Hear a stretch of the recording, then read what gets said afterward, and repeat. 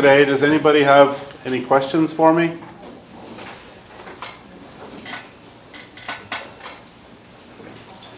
Good. So then I have a question for you guys.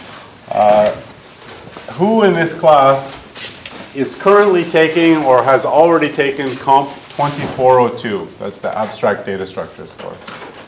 Okay, good. I'm trying to decide what to do in the next lecture. And it looks like there's enough of you taking Comp 2402 that I won't do something that overlaps with that. We'll find something more interesting. Okay, so today we're going to dip our toes into a couple of things, which is looking at the so-called named distributions. So in probability theory, and even more so in statistics, there's these sort of probability distributions that come up over and over again. And they come up so often that people give them names. And this is a useful thing to do because once you've identified that whatever distribution you're studying has this name, then you can just look up a bunch of properties about this distribution. And the same thing is true of random variables. So in particular, random variables define distributions, right? For every random variable x, you have some probability that x is equal to little x. That defines some distribution. And you can look up things like the expected value, more advanced things like the variance. You can ask questions about things like concentration, things you'll learn about in later courses. But the point is that it's useful to have a name for these things.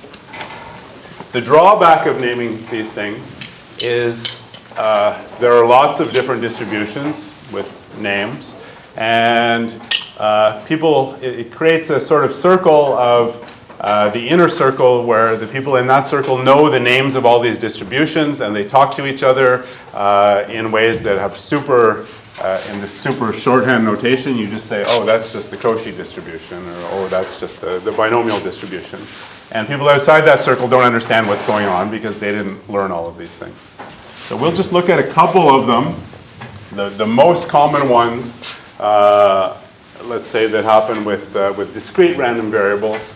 But always remembering that even if we didn't know the names of these things and we didn't have stuff like their expected value memorized, we could go back to first principles and work through them. So not to be scared off when people start throwing these names around.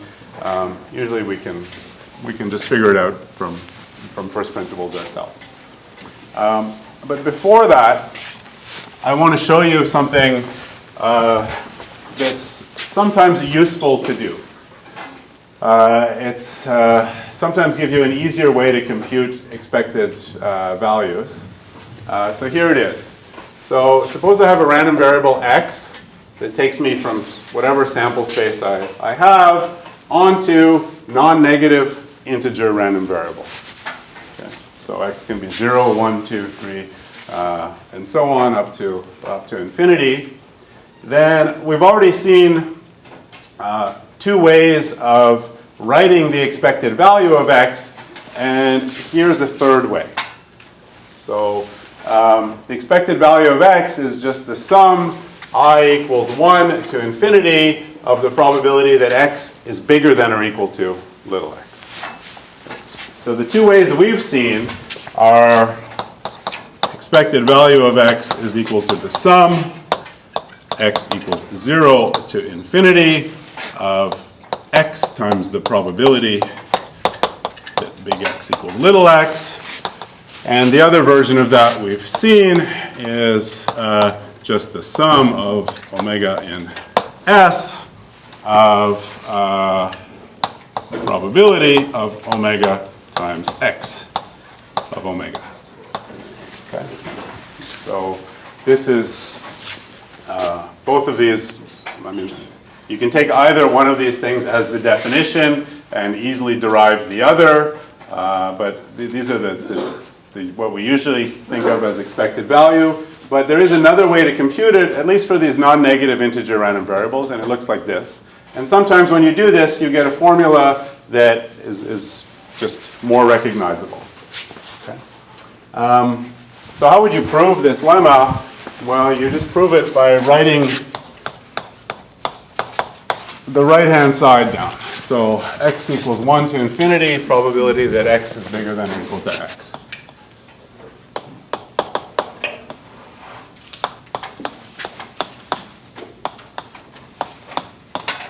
All right, so let's say for each x, just so we have a shorthand, px equal the probability that x equals x.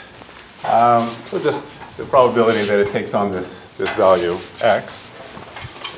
Then if I look at one of these things here, what's the probability that x is bigger than or equal to x?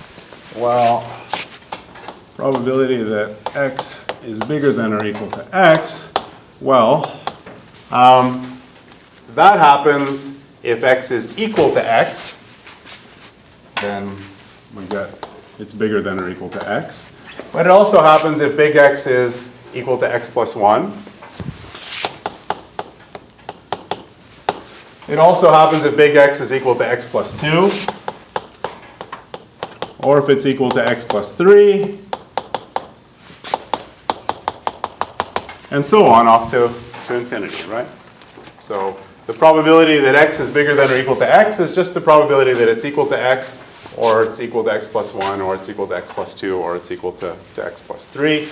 We're using the sum rule here because these events are that it's equal to x, that it's equal to x plus 1, that it's equal to x plus 2, x plus 3. Those are disjoint events. And so to get the probability of their disjunction, we just add up their probabilities.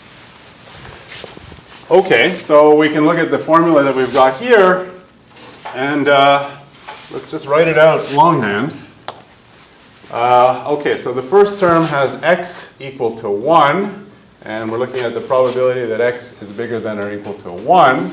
So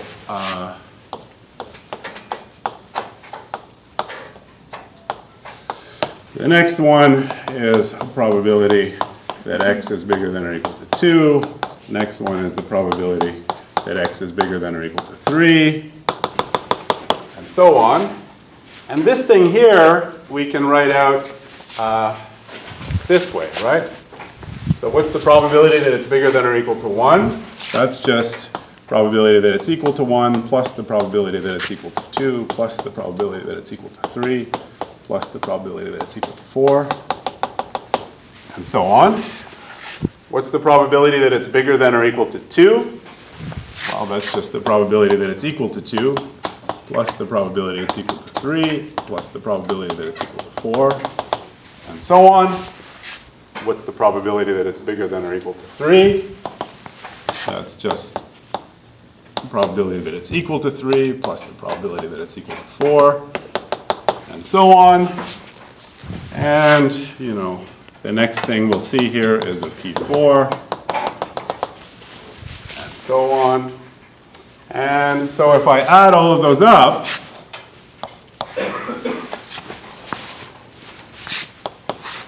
what do I see? Well, so I've got all these things adding up here. This goes on, right? There's a P5 is the next one, and so on up to infinity. If I add all these up, how many P1s do I get? Exactly 1. How many P2s do I get?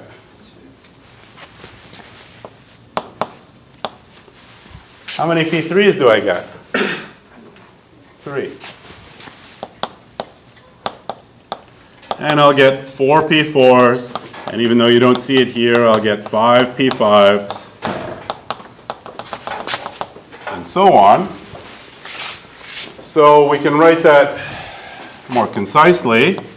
This is just the sum, x equals 1 to infinity of x times the probability that x is equal to x, right? That's what pi is, just the probability that x is equal to I. All right, so that looks very close to the definition of expected value over here, right? The only thing missing is that the one over here starts at 0 and the one over here starts at 1. Is that a problem?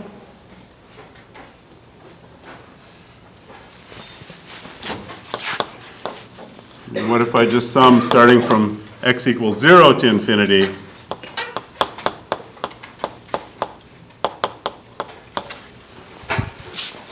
These two things are equal, right? The only difference between these two things is this one starts with 0 times p0, which doesn't contribute anything to the sum, so that's fine. But this is just the definition of the expected value of x.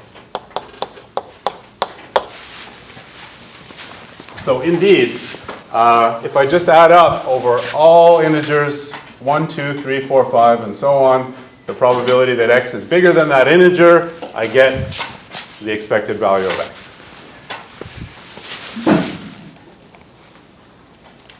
And actually, this is a very specific example of a more general thing, which the sum is replaced by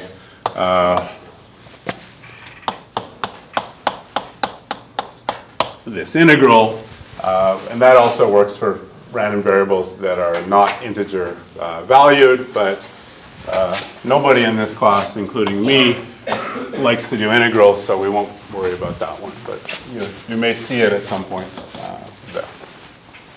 All right. Okay. Is that clear? Yeah. Those two sums are equal. Why in the definition do you say that x equals 0? Well, the real definition is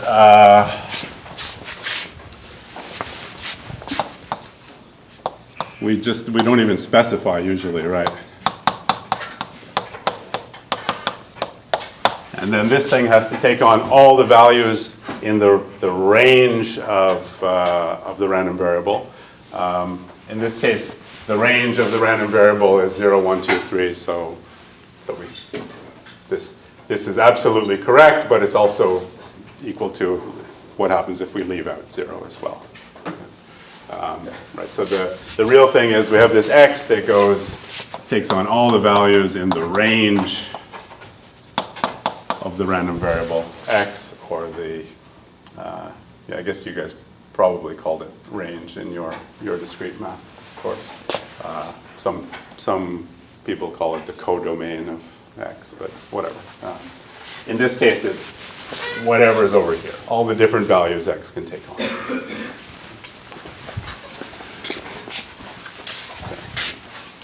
Other questions? Good. So let's look at a random variable that comes up very, very often.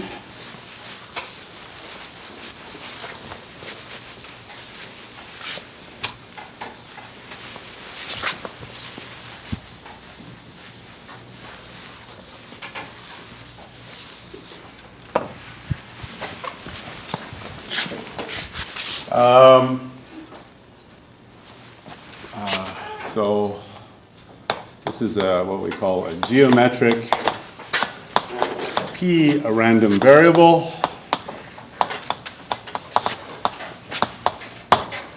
So suppose we have I'll call it a heads with probability P.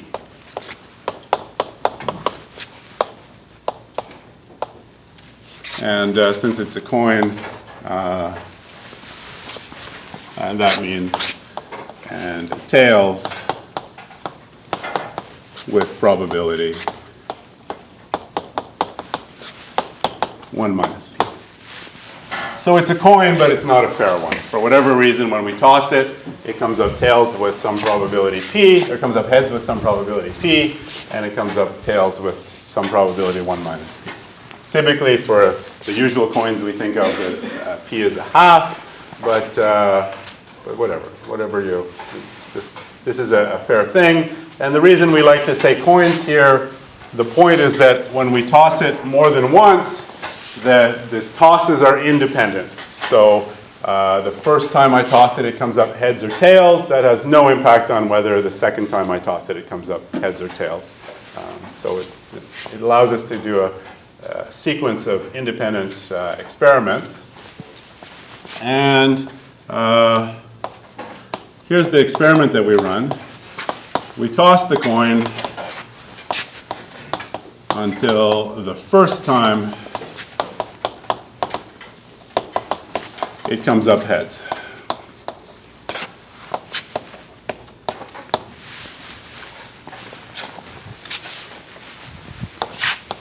And then we say let x equal the number of coin tosses.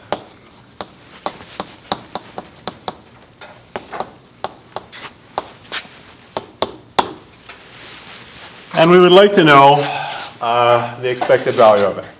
Right? So I take this coin, I toss it. If it comes up heads, I stop. And the value of x is 1 in that case. The first coin toss came up heads, so I stopped. If it comes up tails, then I'll have to toss it again. And maybe it comes up tails the first time and then heads the second time. Then I stop at the second one, and then the value of x is equal to 2 in that case. Or maybe I toss 20 tails in a row, and then the 21st toss is a head, in which case the value of x is 21. And 20 in a row followed by a head is maybe not so unlikely, because remember, this is not a fair coin. It has probability p. Maybe p is something like 1 over 20. Okay.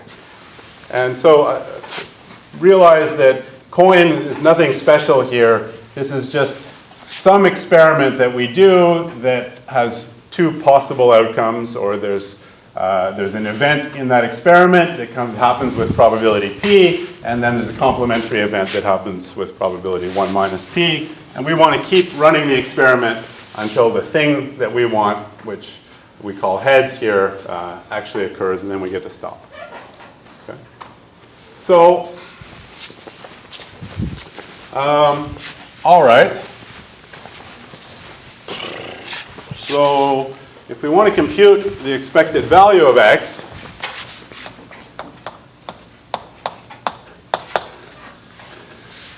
it looks like a reasonable thing to try is maybe to use this definition. So x takes on values which start at 1, and there's no upper bound, right? For any number of times that you specify, it could be that I tossed the coin that many times and I never got any heads. So it's going to be an infinite sum of x times the probability that x equals x. Okay, good. Well, if we want to have any hope of evaluating this thing, we should figure out this probability that x equals x. Okay. So,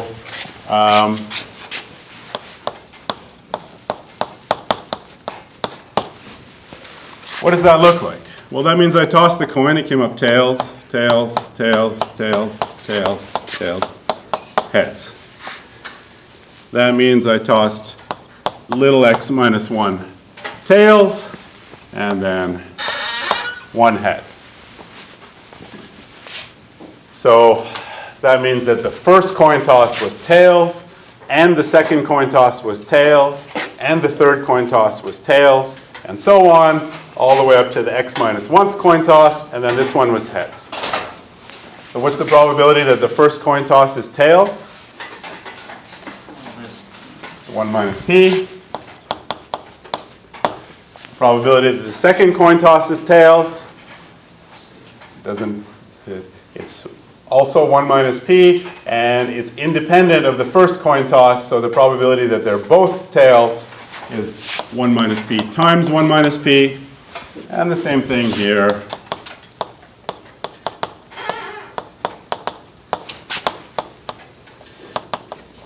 And then finally we finish with a head. What's the probability of that?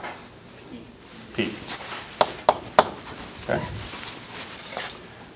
So this looks like 1 minus p to the x minus 1 times p, right?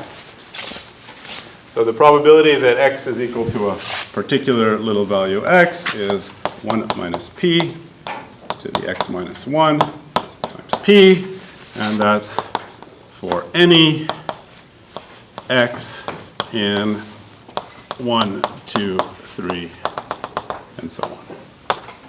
So for any positive integer x.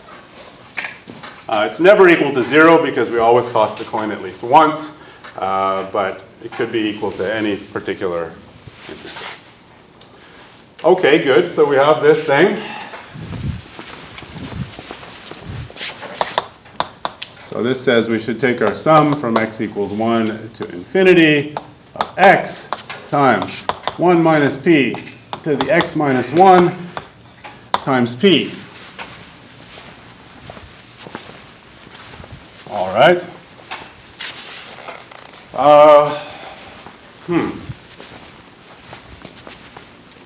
Do we know how to do this sum?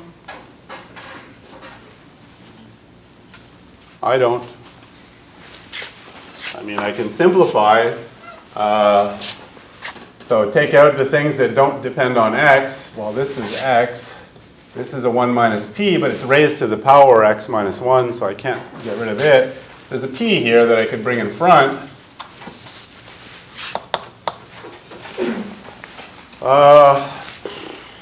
But after that, I'm kind of stuck. So it's not clear to me how we would proceed here. Maybe we need a different approach.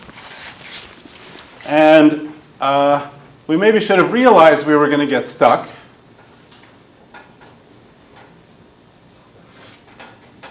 No, I won't say that. But yeah, looks like we were. I mean, this. For some reason, this doesn't. I don't recognize this thing. Well, actually, I do because I've seen it many times before. But most of you don't recognize it. So let's try a different way. Well, we have this way. Let's try working it out that way. Expected value of x is equal to the sum, x equals 1 to infinity, of the probability that x is bigger than or equal to x. All right, so this is the event x equals x. That's what this thing looks like here. But what about the event x is bigger than or equal to x? Well, that says that I toss the tails, tails, tails, tails. X minus 1 times. And after that, I don't care what happens because at that point, I'm making the x coin toss. So x is bigger than or equal to x. Maybe it stops now or maybe it continues, but I don't care, right? So when is x bigger than or equal to little x? Well, that's when I toss this coin x minus 1 times, and every time it comes up tails.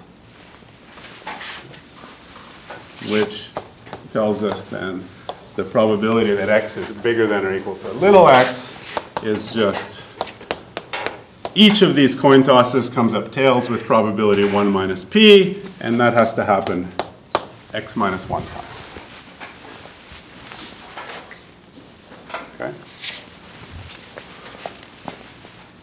So then this thing is equal to the sum, x equals 1 to infinity of 1 minus p to the x minus 1. Whenever you see something like this, I have a sum starts at 1, goes up to infinity, and x only shows up in one place, and everywhere it shows up with x minus 1. So that really means this is a sum that starts at 0 and goes to infinity without the minus 1 here, right? So this is just, if I'm going to subtract minus 1 from x everywhere, instead I'll just make x start from 0,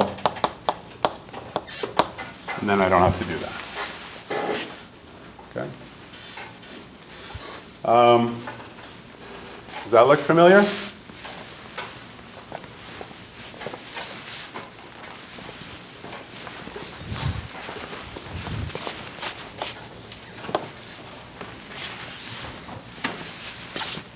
So we're studying a geometric random variable. What kind of sum is this? Have we seen a sum that had a name? Yeah. Geometric series. It's a geometric series, geometric sum. So remember, there was this thing where we said, if I take the sum, k equals 0 to infinity of a to the k, that is 1 over 1 minus a, and that's for any a that's between, strictly between minus 1 and 1.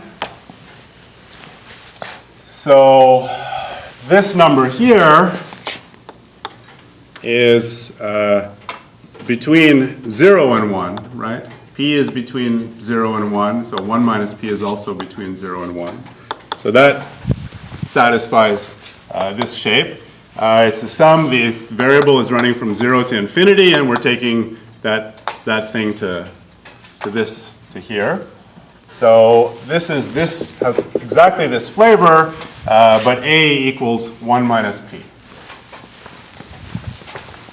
So we can use that, and we get 1 over 1 minus p. Right? A is just 1 minus p in this this particular instance, which is just 1 over p. Aha.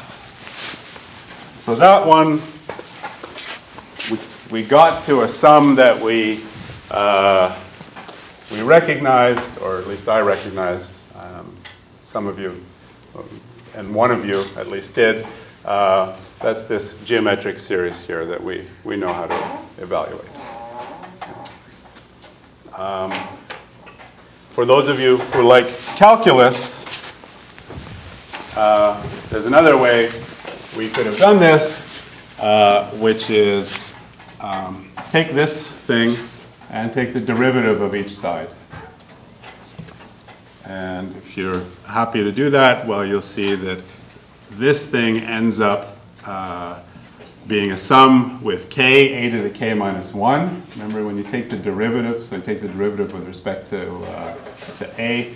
So remember, you take the derivative of a polynomial like this, you subtract 1 from the exponent, and then the exponent comes as a constant in front. So you'll get a sum over here that looks like this. And then you have to be able to take the derivative on this side with respect to a. You get 1 over 1 minus a squared. That's for people who like calculus, which is, yeah. And then you simplify and see what happens. I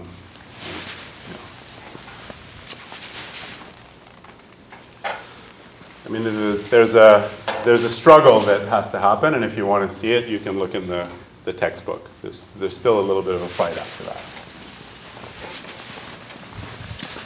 Okay. All right. So now let's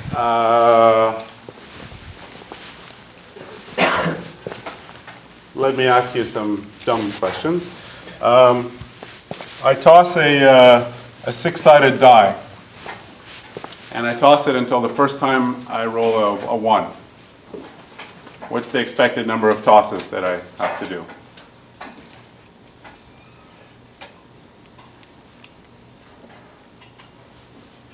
So what's the probability that I roll a 1?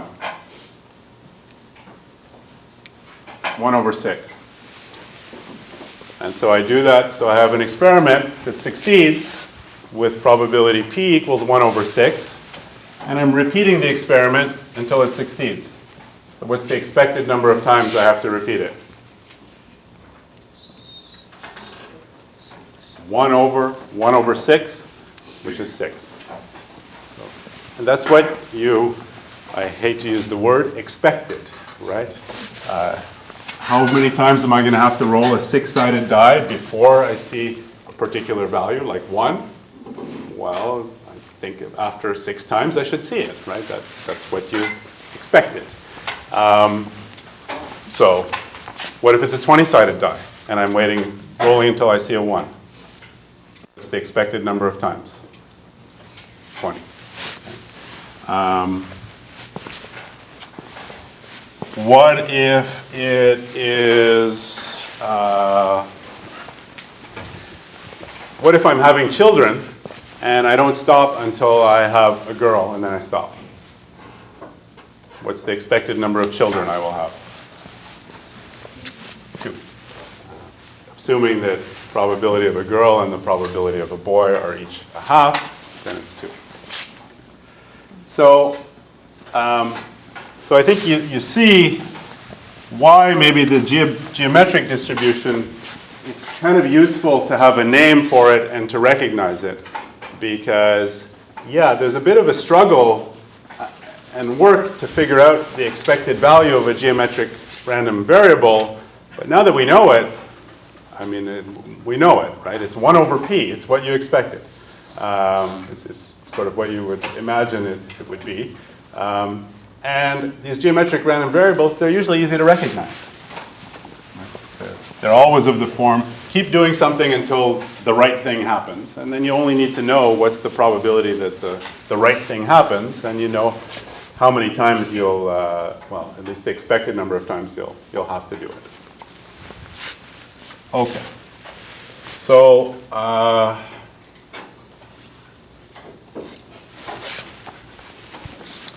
let me just make like a info graphic about the geometric random variable.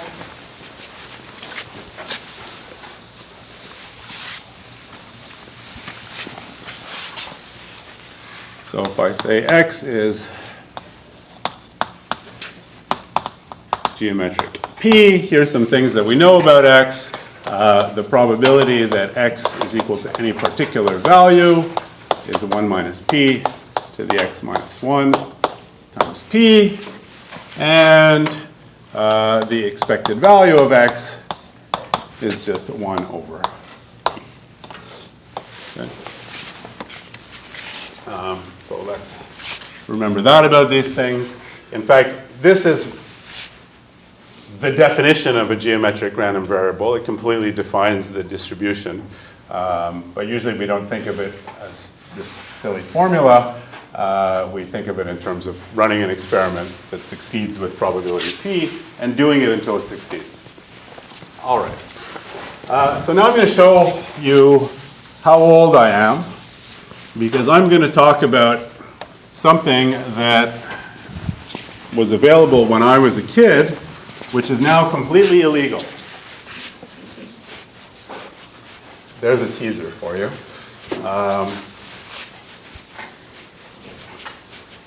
So when I was a kid, I used to go with my father once a week grocery shopping. Isn't that exciting? And the highlight of grocery shopping, because really there's not a lot of highlights in going grocery shopping with your father when you're a kid, is buying a box of cereal, breakfast cereal. So why was that a highlight? Why was that an exciting thing for me to do? This is where we get to the illegal part. Yeah. Sometimes they have stuff inside. Yeah. So every kid's breakfast cereal back then, every box included a prize inside. So it might be like collecting a card from a set that you would collect, or a toy or something. it included something in there that was not food. In fact, it was the whole point of buying a box of cereal for me as a kid. In fact, if I could get away with it, I would run home, dump the whole box of cereal into a big bowl, grab the toy, and then make a half-hearted attempt to shove some of the cereal back in the box and throw the rest in the field out back or something. But really, the toy was the point of the whole thing. My dad thought I ate a lot of cereal for some reason. But that was the point. Okay. So, and these toys always came from a collection, and usually on the back of the box, it would say collect. It would say, literally, we weren't good at grammar back then. Collect them all, like that. And you know, you would see, oh, there's this one you can get, and this one you can get, and this one you can get, and so on. And so, well, then the natural question is, well, how many weeks did I have to go to grocery shopping before I collected them all? Okay, well, if there's 4 of them, I should have collected them all after 4 weeks, right? No, why not? Because maybe I get this one in the first week, and the second week I go back and buy a box of cereal, and I get the same stupid one again. Then that's a really disappointing week, and I have to. So this is something called the coupon collector's problem.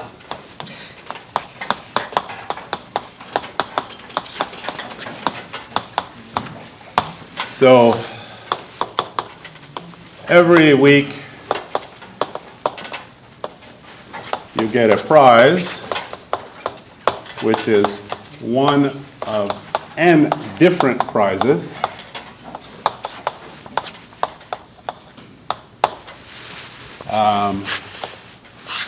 And then the coupon collector's problem is, how many weeks does it take to collect them all?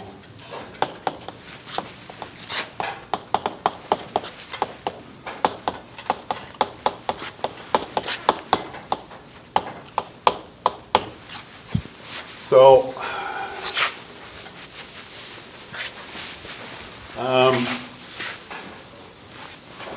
this is not an easy question, or at least not on the face of it. All right. So, let's say x is equal to the number of weeks until we've collected all n distinct coupons.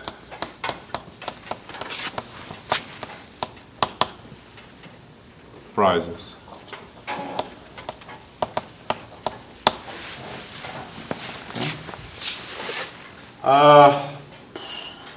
And really the question is, what's the expected value of x?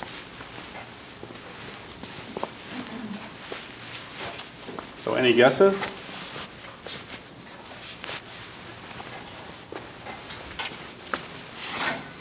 So what if there were 100 different prizes? How many weeks do you think it would take? Somebody give me a guess.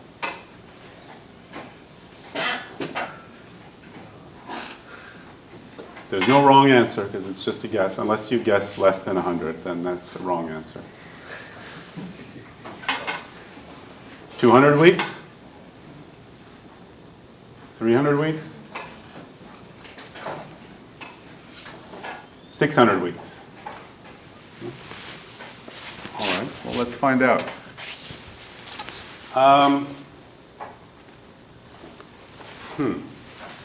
Well, let's try and make our lives easier. And let's say xi is the number of weeks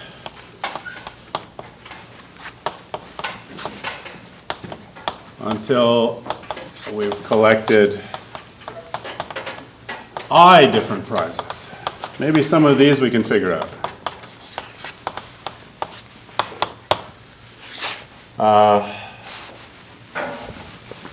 And this will be for I equals, or I n 0, 1, 2, 3. Eventually, there's only n different prizes, so I can only go up to n. See if we can figure some of these things out. Well, what's x0? How many weeks does it take us to collect 0 prizes? 0 weeks, right? We already started with 0 prizes. We don't even have to go to the store. What about x1? How many weeks does it take before we collect 1 prize?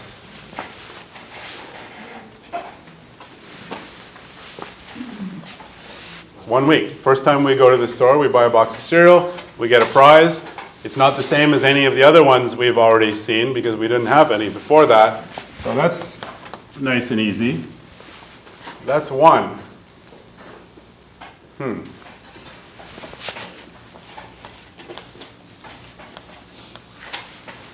What about x2? So is x2 always the same? Yeah. X2 should be greater than or equal to 2. And deterministically, that's all I can say about it. It takes at least 2 weeks. Then we're talking about probabilities or maybe expected values. And then the last thing that we kind of know is xn, the number of weeks until we've collected n different prizes. Well, that's actually the value of x that we're trying to study. So that's the original question, is to determine the expected value of xn. All right. Still not obvious what to do. But maybe we can learn something about x2. So for x2, here's our weeks. 1, 2, 3, 4, 5, and so on. Week 1 comes along and we collect some prize. Let's call it A.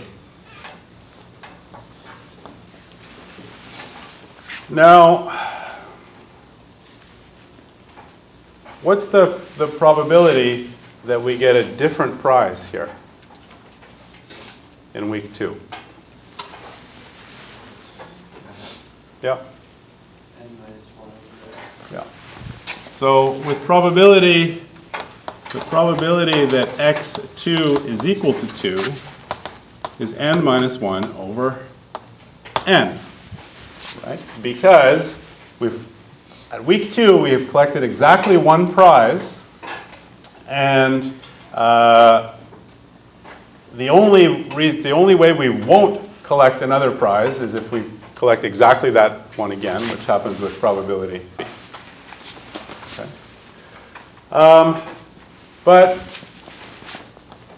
well, maybe I get unlucky and this happens. I collect the same prize again in week 2. Then what happens in week 3? Or what's the probability that actually, more specifically, probability that x2 is equal to 3? Well, if it's equal to 3, that means it's not equal to 2. It means that first week we collected a prize that was one we've already seen. In fact, it was the only one we've already seen, which happens with probability 1 over n. And then we're successful on the 3rd week. And right up until that point, any of the n minus 1 other things would make us successful, right?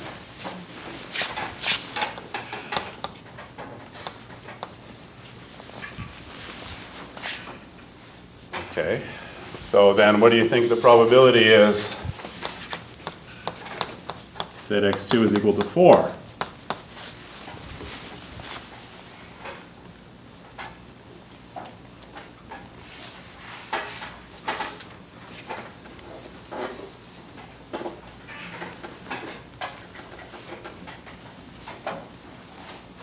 Anyone? Yeah. Why the 1 over n? Because for x2 equal to 3, we have to, in the first week, we have to collect exactly the same, in week 2, we have to collect exactly the same prize we got in week 1. That's probability 1 over n. Okay. And then in week 3, we have to collect a different prize, and that happens with probability n minus 1 over n. So then, what has to happen for x2 to be equal to 4?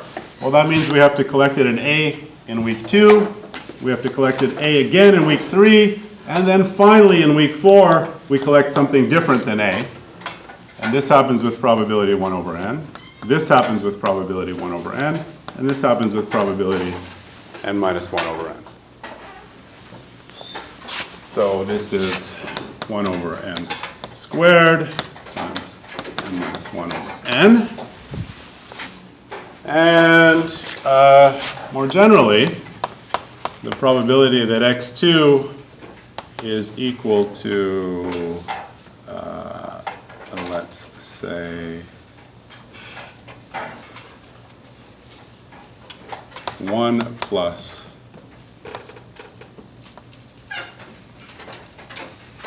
k.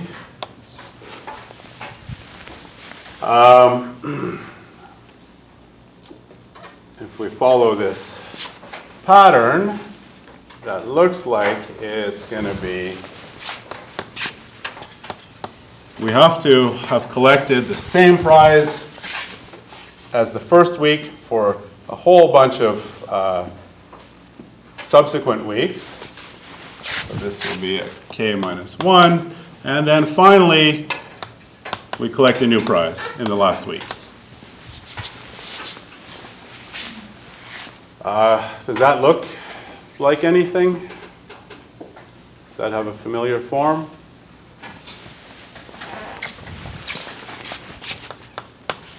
You can call that P.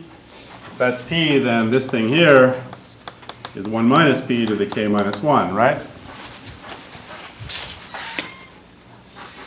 So x2 really looks like almost like a geometric random variable, but there's this extra plus 1 here. And so now we can figure out the expected value of x2 using this formula here if we want. So the point is, it seems geometric random variables are coming into this, so that's good. But there's more to it than that, because that'll just give us x2, and then we need to know x3 and x4 and so on. And actually x3 is already going to be hard, because we don't know x3 until it kind of depends on x2, right? I mean, if it takes us a long time to collect 2 different prizes, then it's going to take us longer to collect 3 prizes, just because somehow there's a later starting time. So let's see if we can finesse our way around that.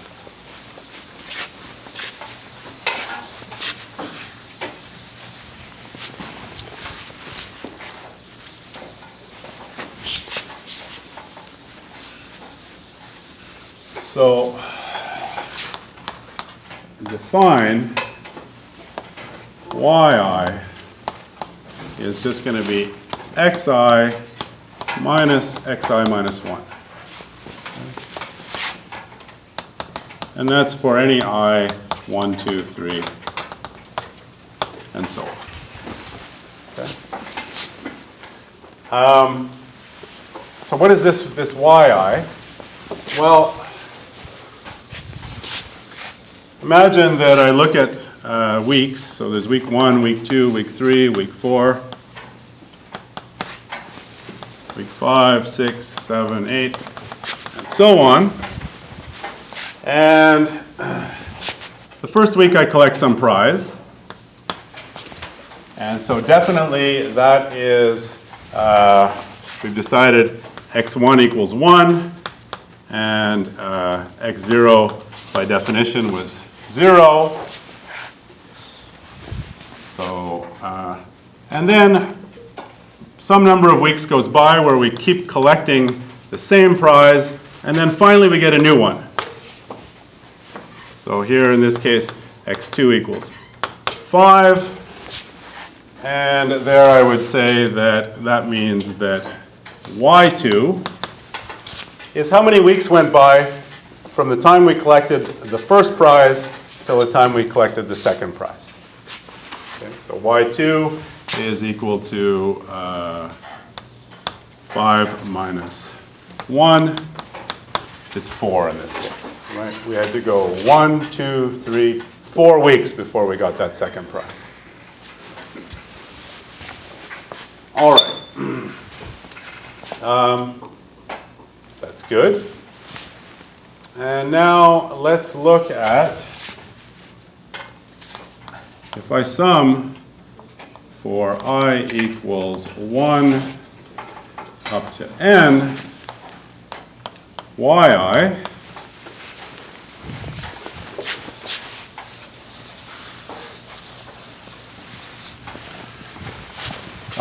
let's write this out longhand. So the first one is y1, and y1 is x1 minus x0. That's the first term here. And the second term is I equals 2. So that's x2 minus x1. The third term has I equals 3. So that's x3 minus x2. And so on. At the end, we'll have xn minus 1 minus xn minus 2. And then finally finish up with xn minus xn minus 1.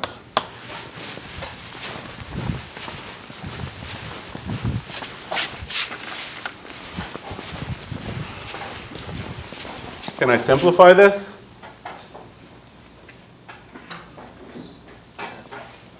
So here's an x1, and here's a matching minus x1. So those two cancel each other out.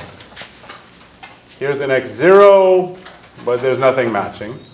But here's an x2 and a matching x minus 2. They cancel each other out. Here's an x3, and the next term here would be x4 minus x3. So x3 gets canceled out. Here's an xn minus 1. It gets canceled out by this thing. And this xn minus 2 actually cancels out the thing that came before it. So if we look at this whole sum, what do we got? We have an x0 left and an xn. So this whole sum is just xn minus x0. But wait a minute, x0 is equal to 0. It takes us 0 weeks to collect 0 prizes. So this is just xn. Okay, that seemed like a big waste of time. Except not, because now we have xn as a sum of some other random variables. So xn, this complicated thing, we've broken down now into hopefully simpler things. So in particular, the expected value of x is the expected value of xn is the expected value of the sum I equals 1 to n of yi. What should we do next?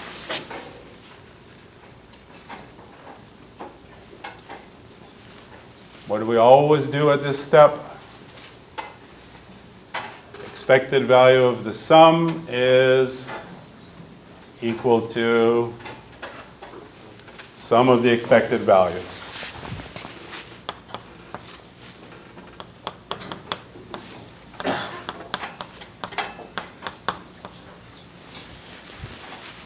All right. So now we just need to figure out these yi's. So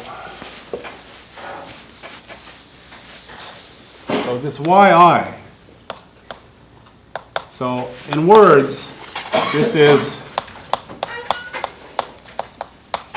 I've collected I minus 1 coupons already, or prizes, I've been calling them. And basically they asked how much longer until I get a new coupon.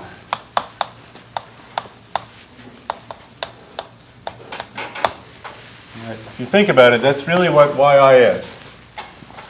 Because it measures, here I finally collected that ith new coupon, and how long has it been since the last time I collected a new coupon at xi minus 1? So, all right, just got the I minus 1th coupon, and now I have to go for a while until I get the ith coupon. So, we can, I mean,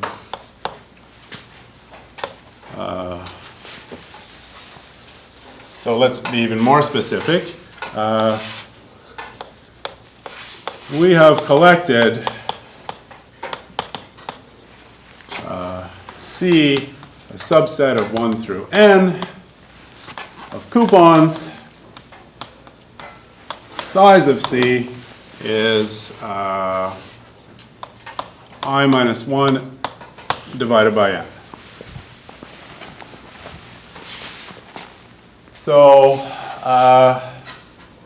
so far so good. Now I want to know what's the expected time to collect a new coupon that's not in this set that I've already collected. Or let's be more specific about it. The probability that yi equals 1, well, that's just equal to the probability that the next coupon is not in C. So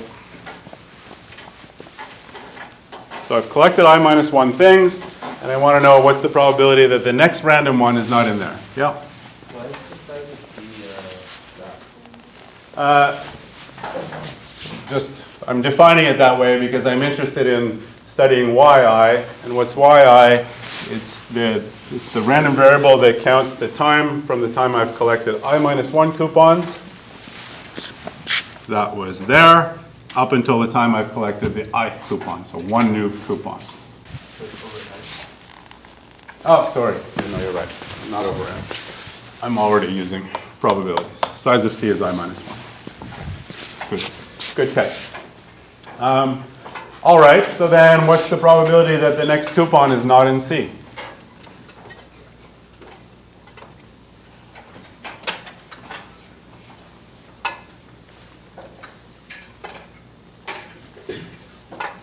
We've done this already in the case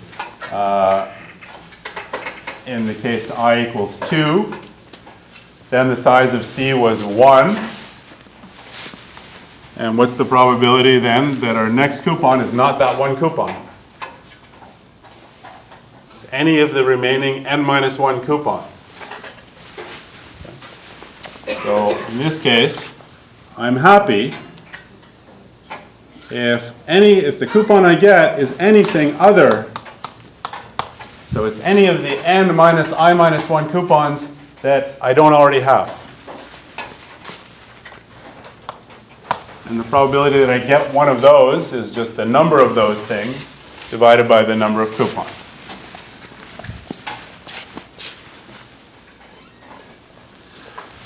All right. So what's the probability that yi equals 2? Well, this is just probability that the next coupon is in C. But the one after that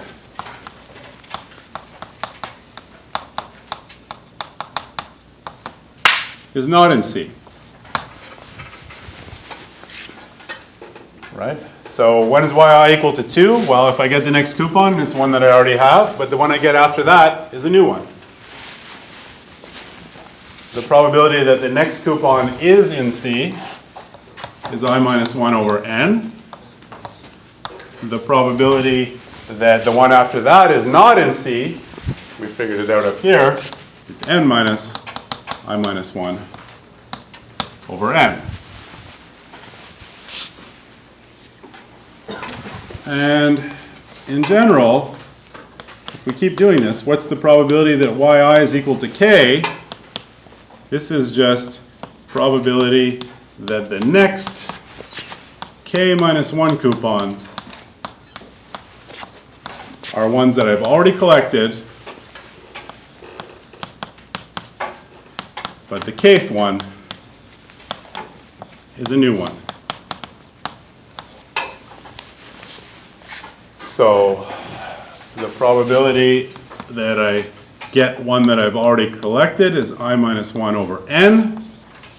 That has to happen k minus 1 times. And then finally, the last one is n minus I minus 1 over n. That's the probability that I take k steps to reach the next new coupon. Well, that means the next k minus 1 of them were all ones that I already have. But then finally that last one, the kth one, is a new one. So that's the probability that the next k minus 1 are ones that I already have. This is the probability that the final one is actually a new one. All right. Does this look familiar?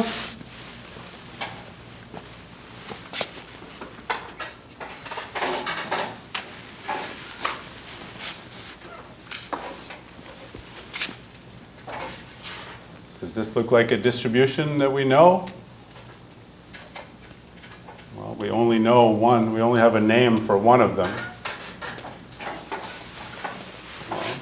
So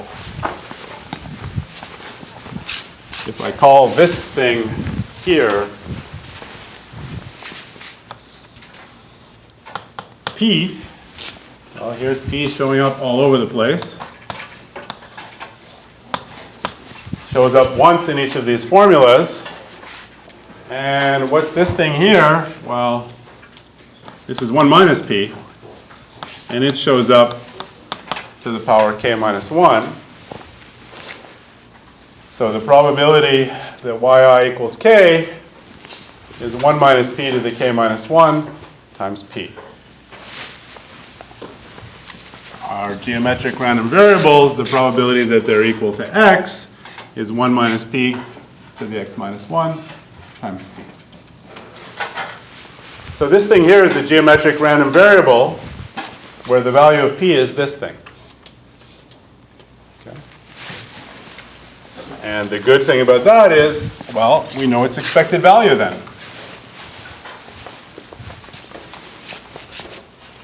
So yi is geometric. The value of p is n minus I minus 1 over n. So therefore, the expected value of yi, nice thing about the formula for the expected values of geometric random variables is you just take 1 over this thing, or if it's already a fraction, that means you just flip it. So it's n over n minus I minus 1.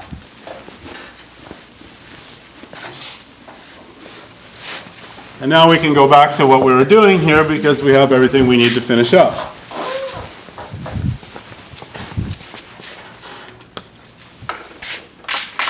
So we know the expected value of yi now.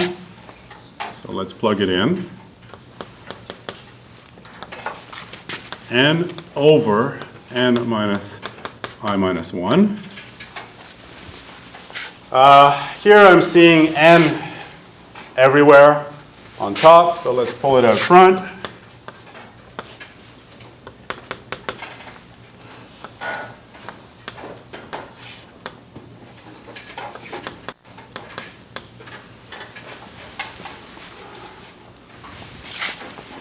Does this look familiar? It looks awkward, so let's write it out longhand. we've got an n out front, and then we're going to have this big sum. When I equals 1, I minus 1 is 0. So this is 1 over n, right? So the first term here is 1 over n.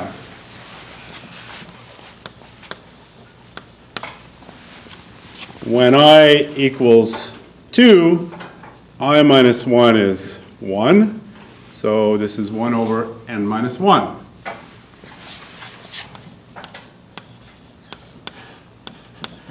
When I equals 3, this is 1 over n minus 2.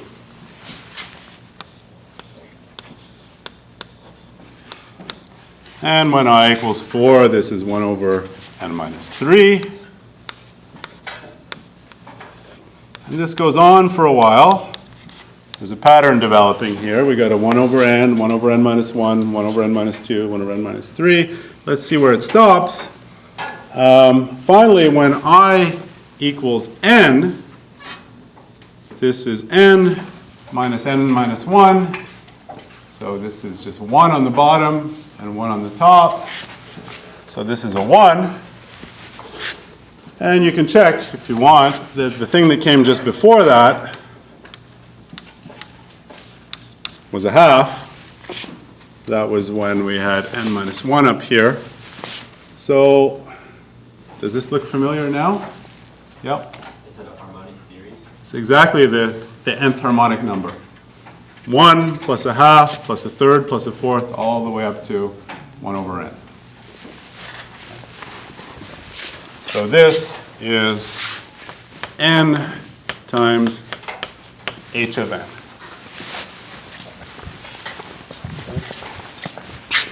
So the number of weeks until we've collected all n distinct prizes, expected value of that thing is exactly n times h of n. And remember, h of n is basically between the natural logarithm of n and the natural logarithm of n plus 1.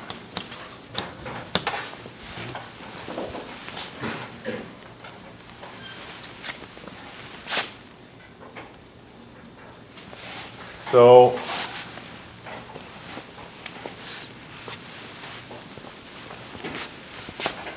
did anybody expect this? So no one could have ever really, when I asked what do you think it is for 100, unless you had said natural logarithm of 100 in your answer, you would have been wrong, or the harmonic number of 100 in your answer, you would have been wrong. So it wouldn't have been easy to guess. But this tells you that actually, if you want to collect all of these n different coupons, well, it's not just 5 times n time, it won't be 5 times n or 6 times n or 10 times n that you have to wait. It's really roughly n times the natural logarithm of n. So it's slightly more than linear.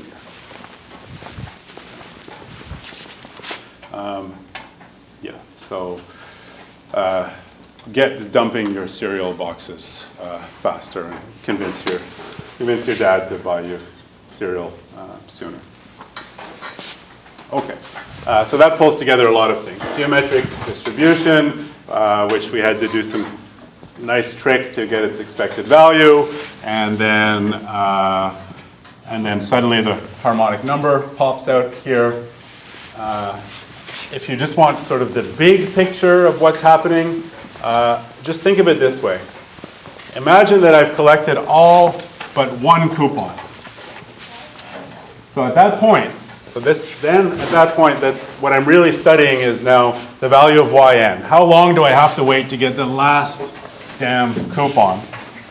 Well, there's only one that I need, and I'm getting from a sample of size n, so it's only with probability 1 over n that I'll get it this week. And with probability n minus 1 over n, I won't get it. So for that last coupon, I have to wait n weeks. Or the expected time I have to wait is n weeks. So once I've collected 99 of the 100 coupons, I have to wait 100 weeks before I'll see the last one. which is a depressing way to look at it when you're 8 years old trying to collect these things. And that's already depressing if there's only 8 of these things, right? You've collected 7 of them. It's going to take you 8 more weeks until you get that last one. That's depressing. Okay. One last thing. I said I would tell you about 2 named distributions. The next one is the binomial distribution, which is probably as important and much richer. So here's the binomial distribution.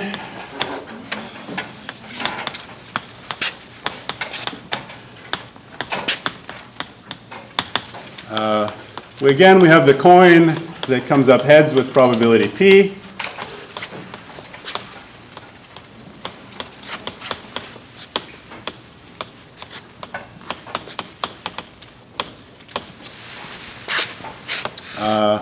We toss the coin n times.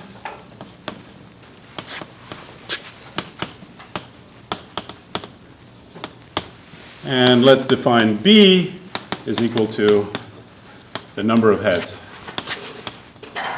Number of heads. B stands for binomial.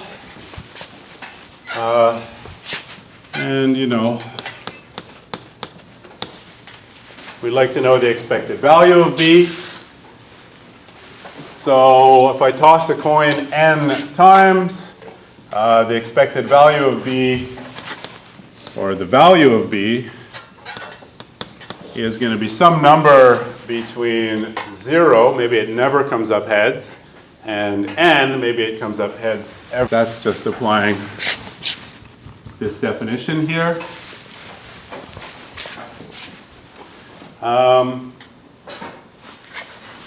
And we can do the standard thing.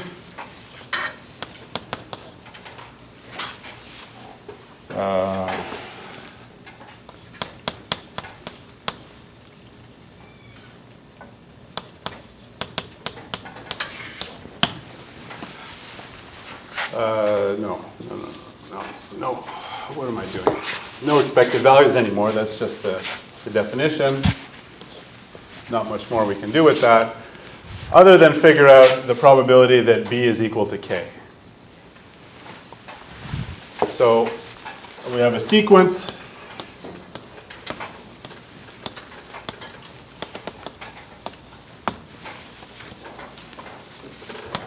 N coin tosses.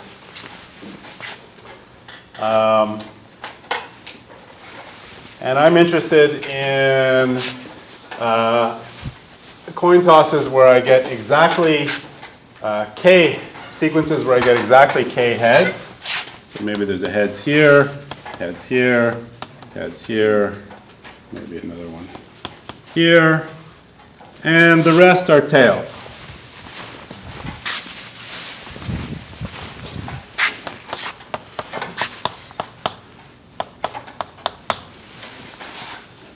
So here's a very specific sequence where I get k heads.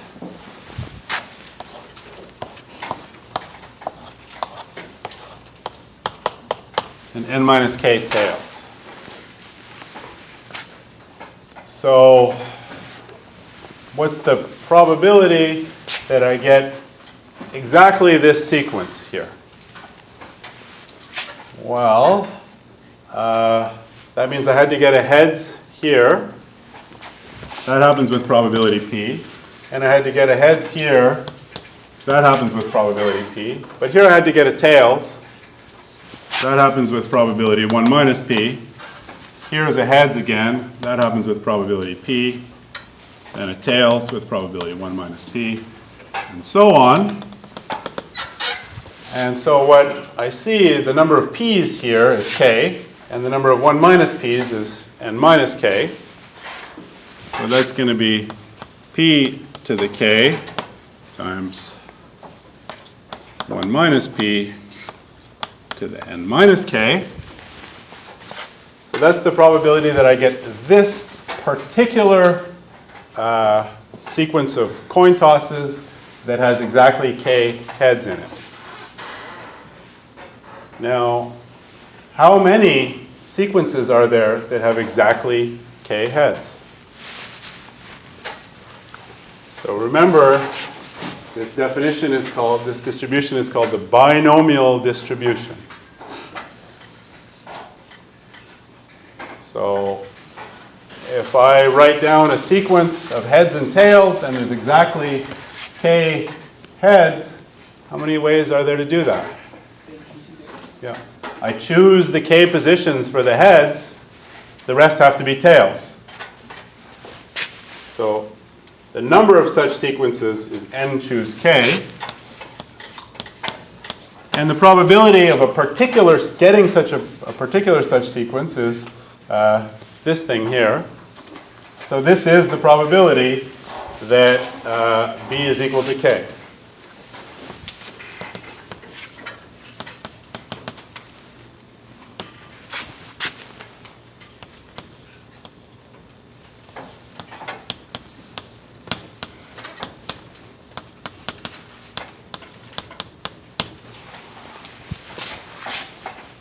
All right, let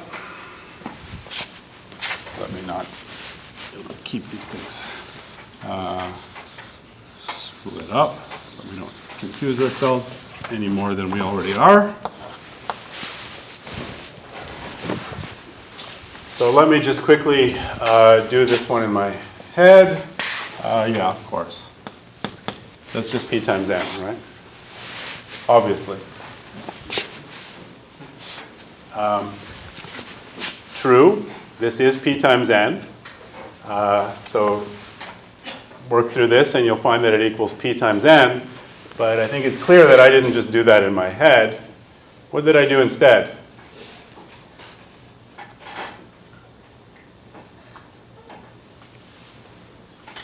Yeah.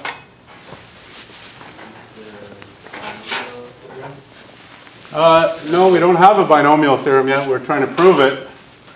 I used, if I didn't know about binomial distributions and I had to go back work from scratch, I'd look at the definition of B and say, look, it's the number of heads in this sequence. So then I would say, okay, let's just define BI to be 1 or 0, and it's 1 if the ith coin toss is heads, 0 otherwise. Then, yeah, if I want to count the number of heads, then I just add up all these BIs, right? This tells me exactly the number of heads. So B is just the sum I equals 1 through n of BI. The expected value of B is that.